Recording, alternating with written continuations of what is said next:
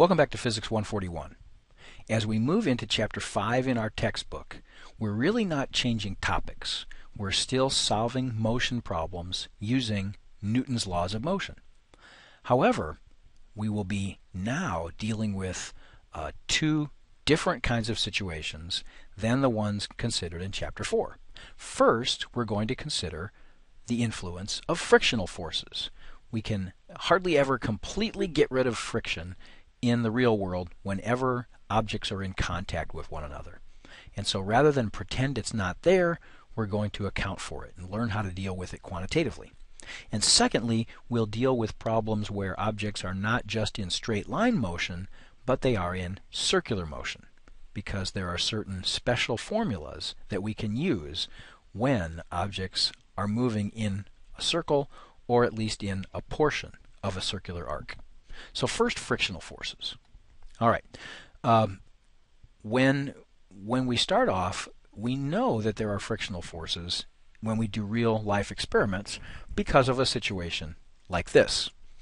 You can see that here I have a block which is resting on a surface, and the block has mass m, and there's a force applied to it. Maybe I have a string attached to it, and I very gently pull on the string, but I can pull on it with a certain force, and the object still remains at rest on the surface. The same way that I can put my hand behind the object and apply a gentle force and still have the object remain at rest. Now, why is that?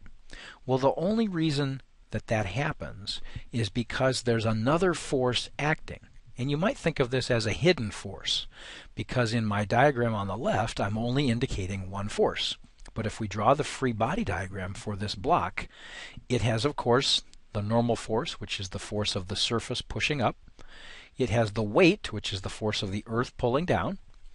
Capital F to the right is the applied force, this horizontal force that we might apply with a string. And if the system is not accelerating, if that mass remains at rest, there must be another horizontal force to the left, so that it can be equal and opposite to the applied force pulling to the right.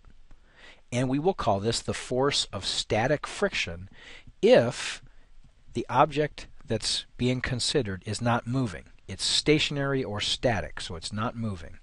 And this lowercase f sub s means the force of static friction. Now, it has to be there, again, because if it were not there, if that were the only horizontal force were capital F, the object would be accelerating. So, what kind of quantitative way can we represent this force if the object begins to move? Well, imagine that we have the situation from the previous slide where we gradually increase this force capital F. And we can increase it from 0 up to a certain maximum value. Once we reach that point, the object will begin to accelerate. It will start to move to the right.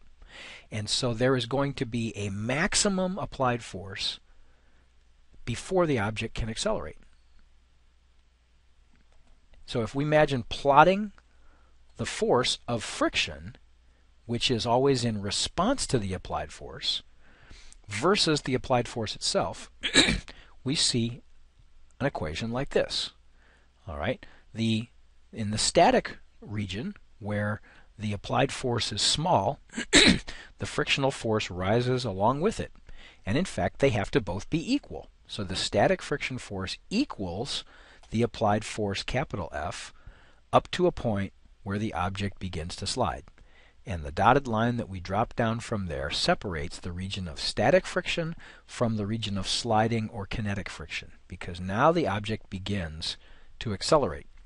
And what happens initially is we find, if we do this experiment, that we have to exert a certain force to get it to move, but once it begins to move, that force that we need to keep it moving at a constant speed decreases a little bit. Not a lot, but a little bit. And so on the right-hand part of the diagram now, the object is moving at a constant speed, but there is an applied force that is balanced out by a kinetic friction force. And experimentally, we know that this kinetic friction force is always a little bit less than the maximum static friction force. All right, so this diagram is telling us what might be the results of our experiment. So what does the frictional force depend on quantitatively? Remember that if I pull to the right with the force capital F, there'll be a force to the left, which is the kinetic friction force, and if we pull to the right and this object accelerates, we can measure what the kinetic friction force is. If we figure out the acceleration and we know the applied force, we can figure out what the kinetic friction force is. You can do simple experiments that way. And in order to understand the nature of this kinetic friction force, we can take the object and turn it on its side. So in these two experiments, we've got a larger contact surface in the top experiment than we do in the bottom experiment.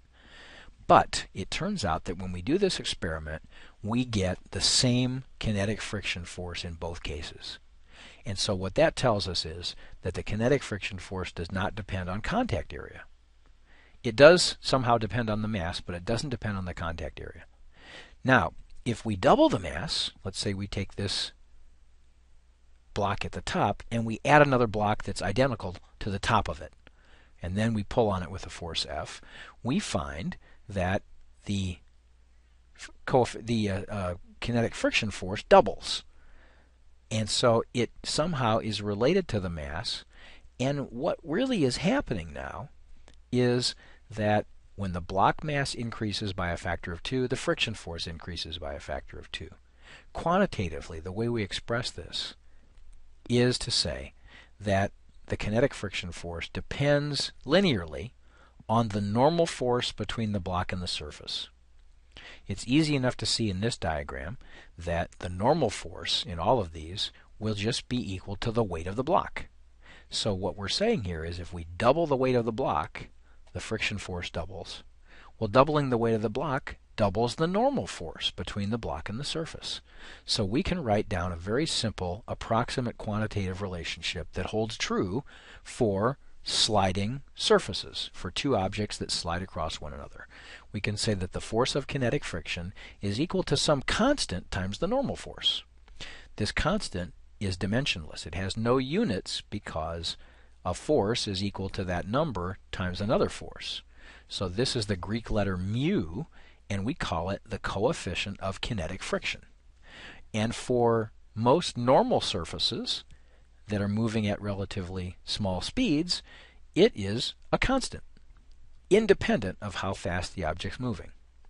So again, what this means is if we double the normal force, we will double the kinetic friction force. There's another relationship, though, that we can write down, and this has to do with static friction. When we first begin to apply a force to an object that's on a surface, what will be the maximum value that we can apply before it begins to move? And, of course, that maximum applied force is the static friction force that pulls back in the opposite direction.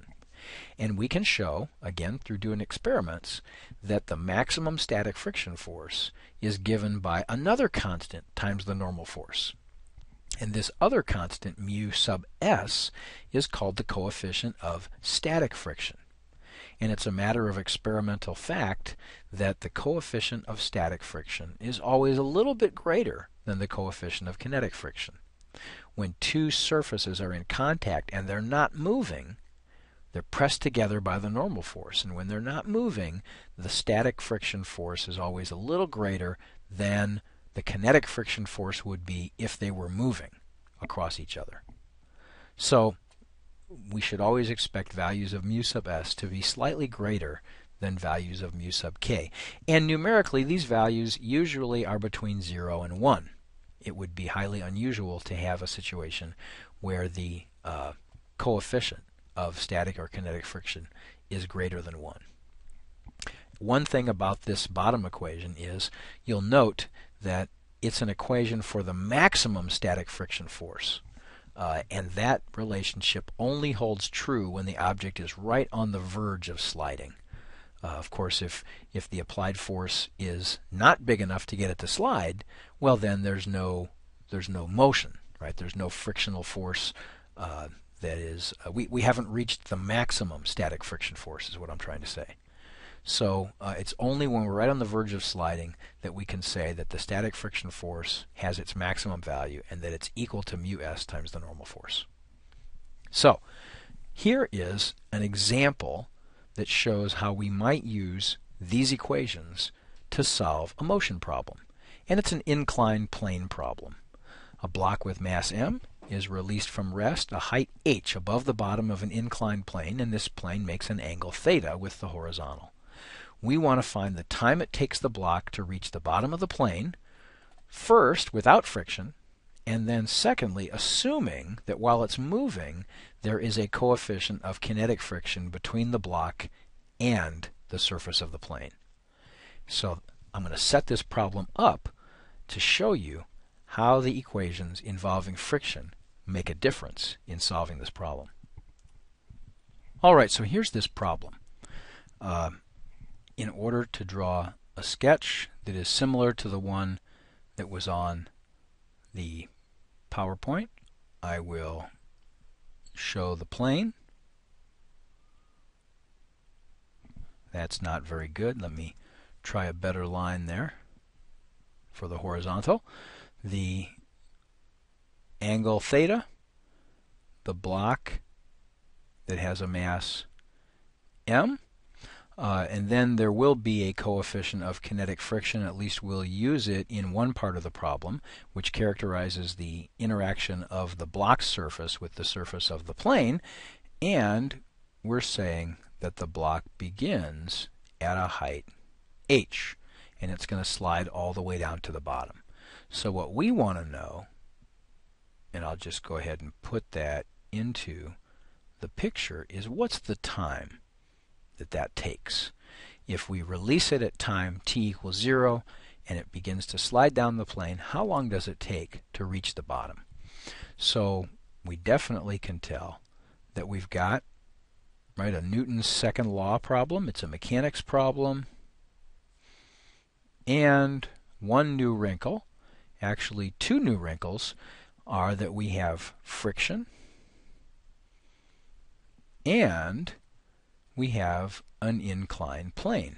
And so this angle theta is somehow going to come into play as we do the problem.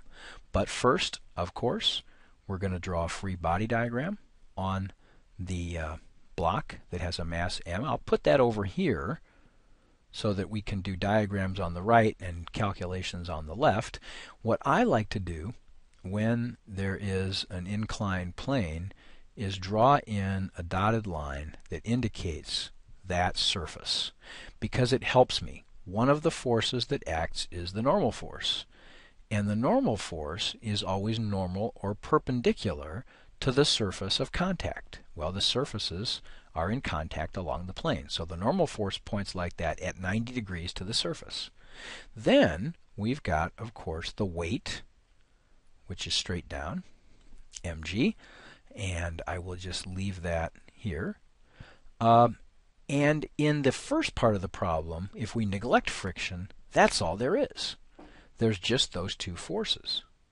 If we put friction into the problem, as we will in just a minute, the frictional force would act upward and to the left along the inclined plane. So it would go like this.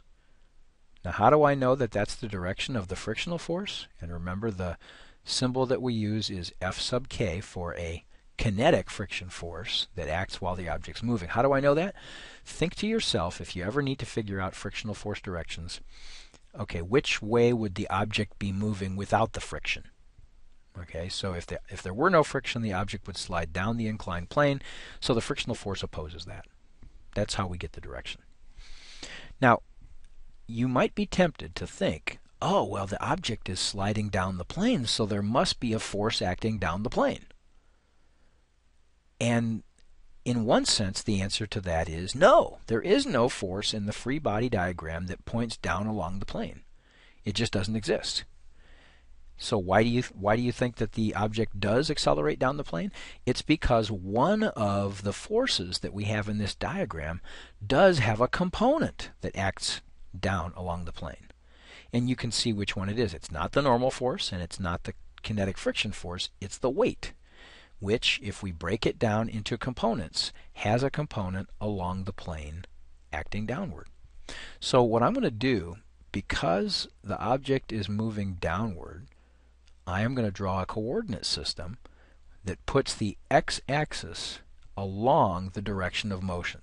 When an object is accelerating, we almost always want to have one of the axes along the direction of motion, along the direction of acceleration. The acceleration here will be down the ramp, and so that's going to be my x direction. Now, once I do that, and I realize that the mg vector actually is not pointing along either y or x, I'm going to have to break it down into components. A component along the y direction and a component along the x direction. And the first thing I have to do is figure out that angle theta that's in the sketch up here. Where does that come in my right triangle? This is a right triangle, and it's pretty clear by inspection that that angle theta should be up here. That it's the upper angle in that right triangle that involves the weight vector mg. So when I see that, I can tell right away that this side of the triangle has a magnitude mg sine theta. Whoops, no, mg cosine theta. Sorry, because it's the adjacent side to that angle. And this side over here has a magnitude mg sine theta. And that's really important, the ability to be able to take a vector like this mg vector and break it down into components along the two coordinate axes. That's very important. Alright, so now the free body diagram is pretty much complete. We've identified all the forces, and we've broken down one of the forces into its components along the x and the y directions. Now we're ready to use Newton's second law along the y direction and along the x direction. But remember, first we're going to neglect friction.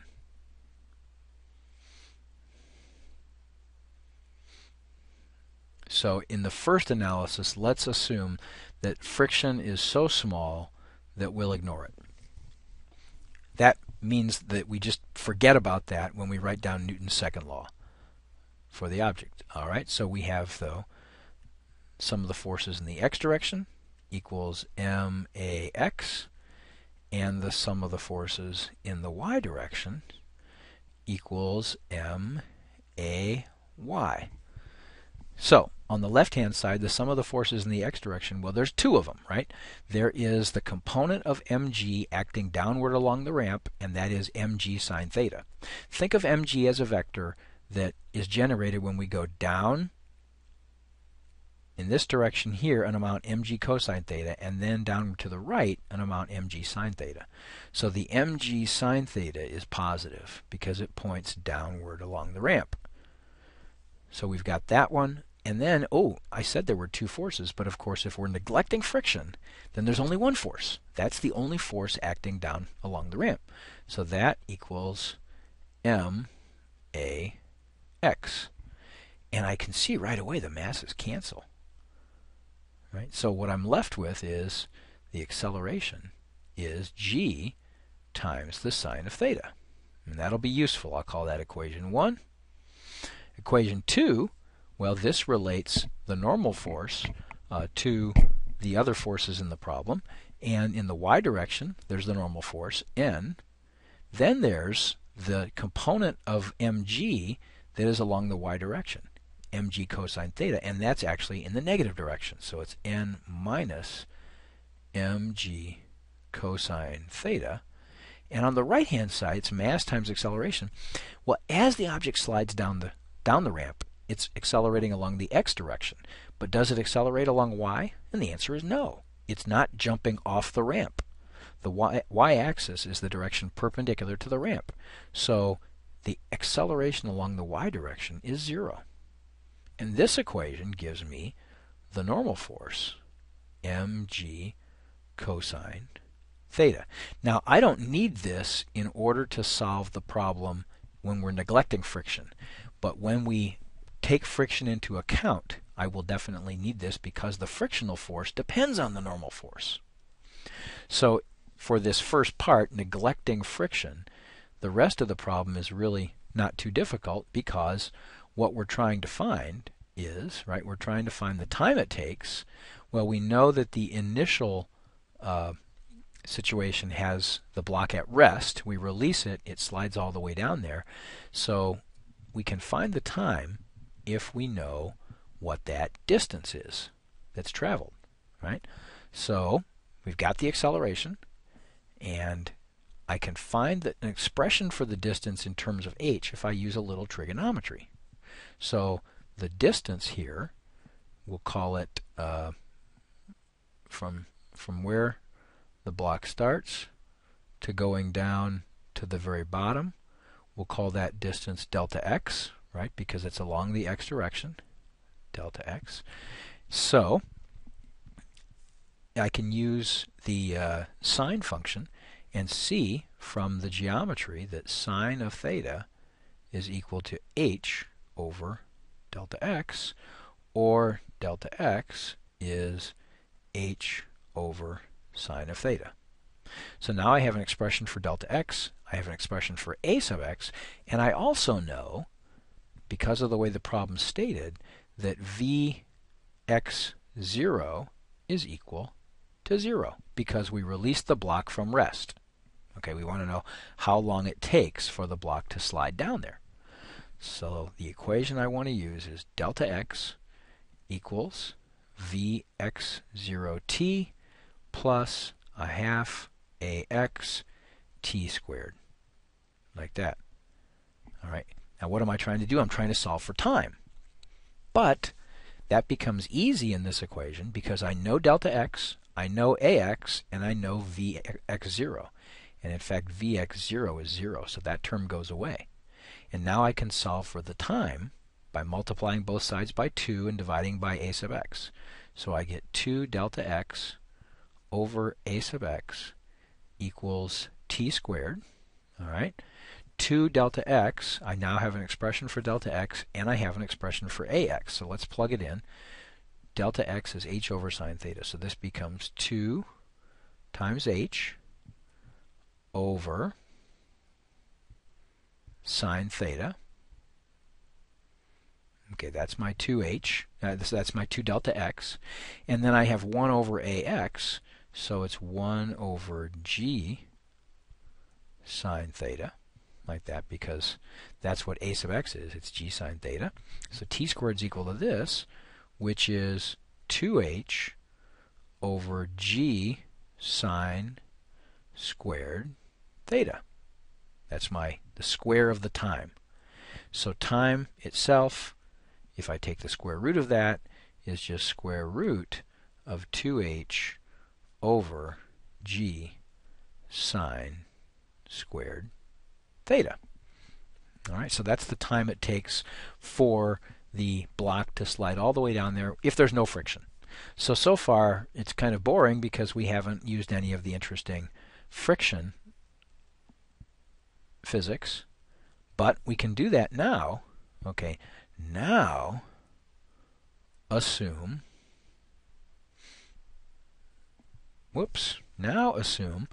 that we have friction. So what difference does that make? That's only going to affect the sum of the forces in the x direction, because the frictional force acts only along the x direction. The y direction equation is not affected. So what we can do then is, if we have friction, we go back and look at the x equation. The sum of the forces in the x direction is max. So now we've got mg sine theta like before, minus the kinetic friction force equals max. What's the kinetic friction force? The kinetic friction force is mu k times the normal force, right? The normal force is the force between the surface and the block. And we know what the normal force is from equation 2, right? Equation 2 gives us, now I'm going to draw an arrow here, a way of writing this down as mu k mg cosine theta. So that's the friction force, and I can substitute that into this equation, mg sine theta, right, minus, be careful here, mu k mg cosine theta equals max. Once again, I can divide both sides by m because there's an m in each term. And I can factor out a g from the two terms that are left. And so what I get is that a sub x is equal to g times sine theta minus mu k cosine theta. So we have a new expression for the acceleration compared to what we got when we were neglecting friction. Neglecting friction would be like setting the coefficient of friction equal to 0. And if we set the coefficient of friction equal to 0, acceleration would just be g sine theta like we had before. All right, so we're almost finished. Now we've got a new expression for acceleration, and we just need to plug that into this equation for delta x. So what I'm going to do now is use my eraser and do some erasing to create more space up here. I want to leave the part of the answer that we got before so that we could compare our answers, but we're almost done because the only thing that changed in this problem was our expression for the acceleration. Everything else stayed the same. So now we take a sub x and we use the same equation for delta x here, right? I'll just put an arrow that we're now going to write down what delta x is in terms of a sub x, the new value of a sub x, but we're actually going to solve for t, so we have now t squared from this equation here is 2 delta x over a sub x, right? So it's 2h over sine theta, right, times 1 over the acceleration. Now the acceleration is a little more complicated. We have a g times sine theta minus mu k cosine theta, like that, and we're more or less done. All we can really do is take the square root of this, and that would give us an expression, a final expression for t that we could compare with our original one, and I'll just do that. It'll just take a second here. So t, square root of all this stuff, I'll just try to write it down as 2h over this denominator, which has g sine theta times the quantity sine theta minus mu k cosine theta. And sometimes I run out of space and I have to extend this. So now we have a new expression for the time that applies to the problem when we've got friction. So look at the original solution down here when there's no friction. This is the solution when there is friction. And the only thing I can really do to assess, besides checking out the units, and you'll find if you check the units out here that you get correct units for the expression for time, but I can look at this expression and say, oh, if there's no friction, that would be like setting mu k equal to 0, and if I do that, I get back the same equation that I had originally. So that's a nice consistency check too. We've solved the problem. Let's just go back for a second to look at what the problem involved. It involved analyzing the forces acting on an object that's on an inclined plane, which introduced this angle theta, and that was subject, at least in the second part of the problem, that was subject to friction. So a lot of good skills were developed here, and I hope you'll find this helpful as you tackle the more challenging homework problems from Chapter 5.